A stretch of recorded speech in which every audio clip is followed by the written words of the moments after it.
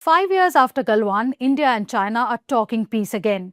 And this time, Beijing is showing up in force. National Security Advisor Ajit Doval is in China to hold broader talks in continuous effort to resolve disputes and maintain peace. And in just over 2 weeks, Chinese President Xi Jinping is likely to land in Delhi for the BRICS Summit with 400 officials, his biggest delegation to India in 7 years. The timing is impossible to miss. China and India are trying to stabilize their relationship just as Donald Trump doubles down on tariffs, sanctions and pressure politics. The question is how the latest round of talks will help to maintain border tensions between the two countries. Why is Xi Jinping planning to visit India with a massive team of delegates? And if India and China are sending Donald Trump a larger message that neither wants America dictating Asia's balance of power.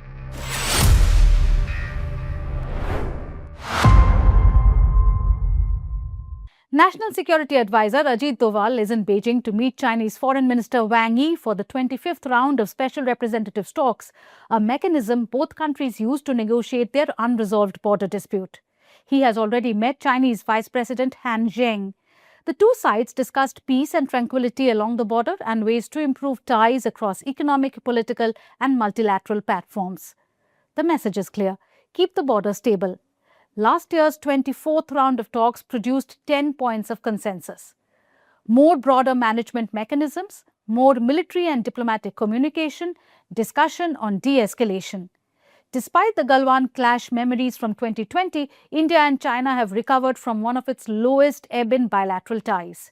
Since the talks resumed, direct flights between India and China have begun. The Kailash Mansarovar Yatra has restarted after years of suspension, and old border trade routes through Lipulekh Pass, Shipkila Pass and Nathula Pass have also returned. These are small, practical steps, but they signal both countries are choosing functional cooperation over prolonged confrontation.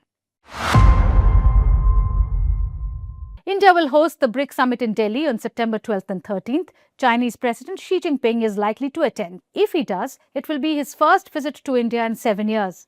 And Reuters reports he could arrive with around 400 officials, compared with fewer than 200 when he last came in 2019. That number matters. A delegation that large is not simply ceremonial, it suggests serious diplomatic preparation. Economic officials, foreign policy officials, trade experts and more. Possibly discussions running far beyond the formal BRICS agenda. Xi was invited by Prime Minister Narendra Modi last year, and Beijing formally thanked India for the invitation and backed India's BRICS presidency. So if Xi comes, the symbolism is powerful. The two leaders who spent years managing the fallout of Galwan will now meet again in Delhi. Now comes the bigger geopolitical layer. Donald Trump has repeatedly attacked BRICS. Last year, he threatened an additional 10% tariff on countries aligning with this grouping. This year, America has continued using tariffs as leverage across multiple fronts. China is again under trade pressure. India too has faced Washington's tariff machinery and negotiations.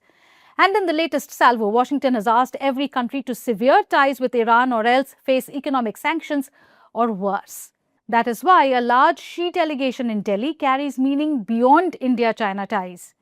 BRICS increasingly represents a pushback against a world where Washington sets the rules and everyone else adjusts. China says openly that BRICS should defend multilateralism and resist unilateralism and protectionism. India too wants strategic autonomy. It does not want to choose between Washington, Moscow and Beijing on every issue. So if Prime Minister Modi hosts Xi and Putin in the same capital while Trump is using tariffs and sanctions aggressively, the optics write themselves. Not an anti-US alliance, but certainly a statement. Asia's biggest powers still have options. Imagine Xi, Putin, Iran's president and other BRICS leaders all in one room. The official agenda will be trade, development, finance, technology and reform of global institutions. But the upcoming BRICS summit becomes even more significant for the member states after Washington slapped economic sanctions on Tehran. The alliance is already struggling with deep disagreements within over the Iran war. The last meeting between the foreign ministers could not break the deadlock. BRICS now represents nearly half the world's population and around 40% of global GDP, according to current estimates. The real question is if the BRICS members can now reach a consensus and unite against Trump's economic threats. And to ensure that, the role of India and China will be crucial besides Russia. Put it all together, and this is a calculated thaw, not a resolution. The border dispute hasn't gone away, and the fundamental territorial disagreement remains unresolved. But both India and China have decided that managing tension is currently more useful than escalating it. For India, hosting Xi Jinping successfully strengthens its position as a serious global convener. For China, showing up in strength signals it is eager to reach out.